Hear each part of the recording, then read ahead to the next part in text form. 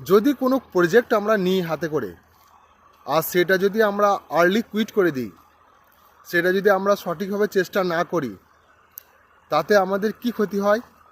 তাতে সবথেকে বড় ক্ষতি হয় যে তুমি নিজেকে শিক্ষা দাও যে তোমাকে বিশ্বাস করা যাবে না। কারণ তুমি সেই ব্যক্তি যে একটু হার্ড টাইম এলেই সেটাকে ছেড়ে দেয়। তাহলে তুমি যদি নিজেকেই এই শিক্ষাটা দাও, আদার্স পিপল তোমাকে কিভাবে সাহায্য করবে? আদার্স পিপল তোমাকে কীভাবে ট্রাস্ট করবে? তারা তোমাকে কিভাবে একটা অনেক টাকার প্রজেক্ট তোমার হাতে ধরিয়ে দিবে?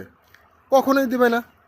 কারণ তুমি নিজেকেই এই শিক্ষাটা দিচ্ছ যে হার্ড টাইম এলে আমি ছেড়ে পালিয়ে যাই।